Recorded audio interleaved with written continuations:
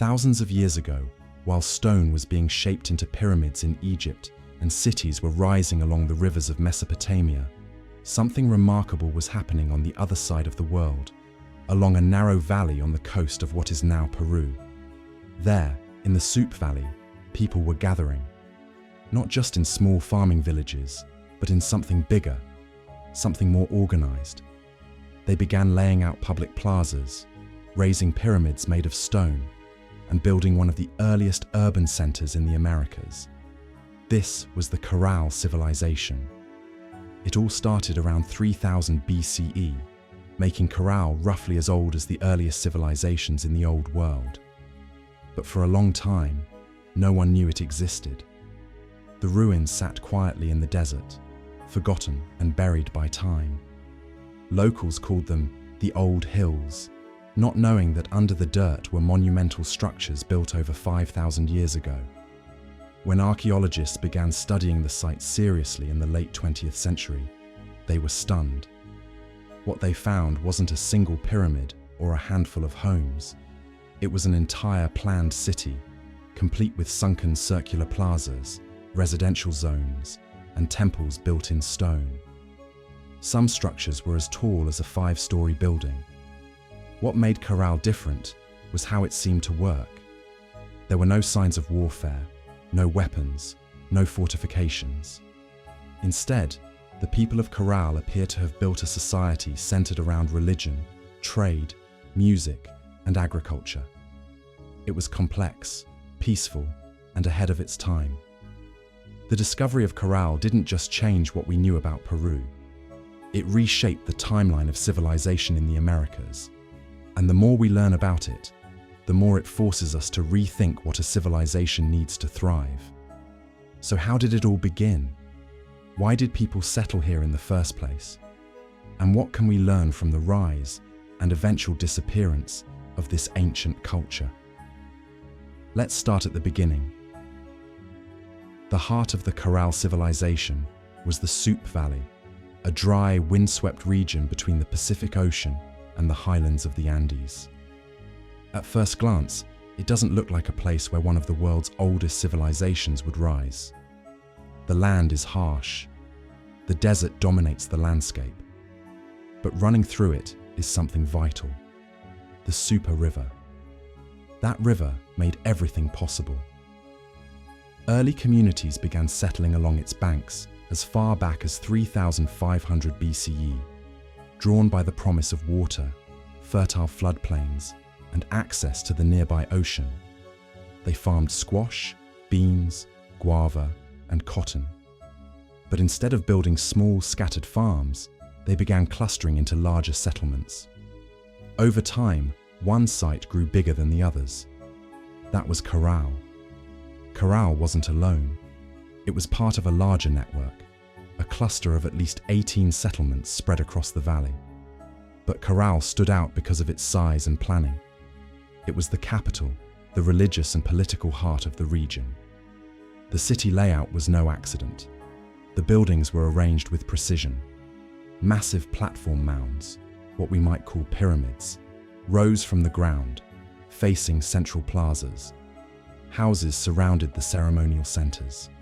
Some were modest, others were larger, likely for officials or priests. The buildings weren't decorated with carvings or paintings like in later Andean cultures, but their size, symmetry, and alignment suggest careful planning and a deep sense of order. One of the most iconic features of Caral was its sunken circular plazas, open spaces carved into the earth, lined with stones, and used for gatherings. People probably came here for rituals, music, and community decisions. These circular spaces gave the city a sense of rhythm and structure, and they helped unify the people, drawing them into shared experiences. But Caral's most powerful tool may not have been architecture. It may have been something much simpler: cotton. Cotton wasn't just for clothes. It was used to make fishing nets, which were then traded to coastal communities for seafood. That seafood, in turn, helped feed the inland population.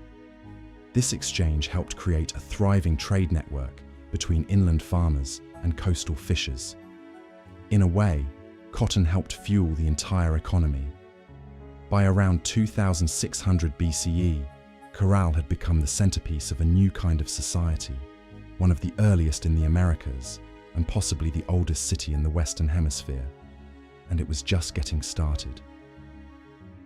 One of the most fascinating things about Caral is what's missing.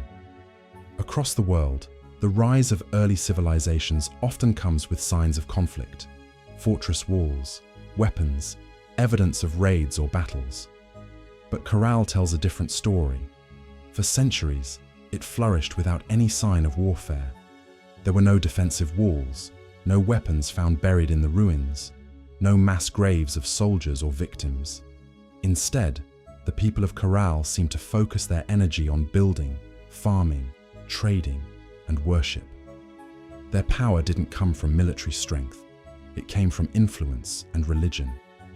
The city's grand monuments, carefully planned plazas, and ritual spaces point to a society that was held together by shared beliefs, ceremonial practices, and a centralized leadership rooted in spiritual authority.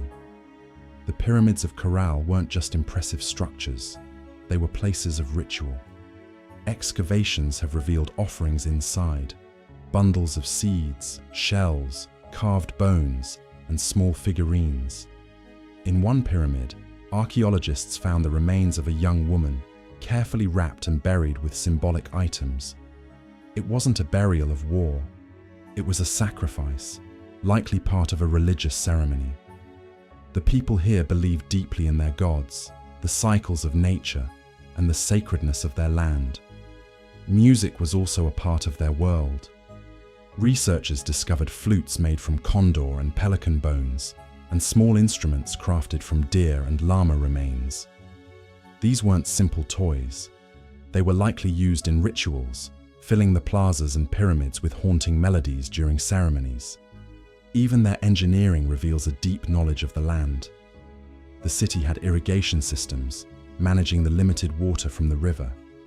Farmers grew crops in carefully organized fields, while the city's planners managed its expansion. Everything points to a society where order, cooperation, and communal life were at the center of their success. Caral grew, not through conquest, but through culture. It became a beacon in the valley, influencing neighboring settlements.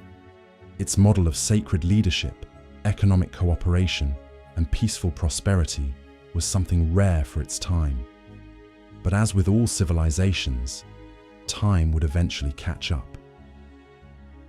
For over 1,000 years, Caral thrived.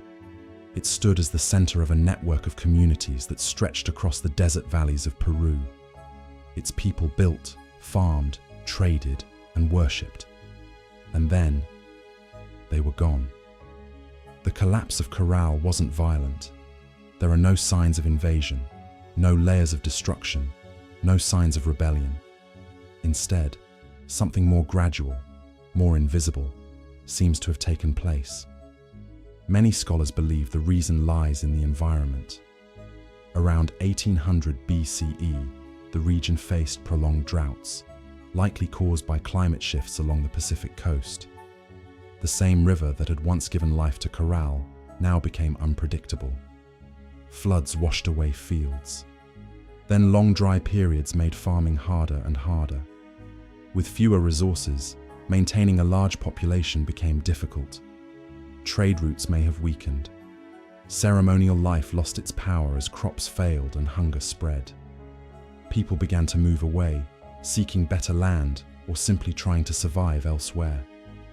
Over time, the grand pyramids and plazas of Caral were abandoned. The instruments fell silent. The fires in the ceremonial altars went cold. The wind and sand of the desert slowly covered what remained. And for thousands of years, Caral disappeared from memory. By the time the Inca rose to power over 2 millennia later, Caral was already ancient. Its story was forgotten, its influence buried. But it was never truly lost. In the 20th century, when archaeologists began to uncover the strange mounds in the Supe Valley, They didn't expect to find one of the oldest civilizations in the Americas. What they uncovered rewrote the history books. Caral showed that civilization in the Americas didn't begin with war or conquest. It began with ritual, with cooperation, with people coming together to build something greater than themselves. Today, Caral stands once again, not as a forgotten ruin, but as a symbol of human potential, of how an ancient people carved out a peaceful, complex society in one of the harshest landscapes on Earth. Its story reminds us that greatness doesn't always come from armies or empires. Sometimes it comes from music, belief, and the steady rhythm of hands shaping stone in the desert sun.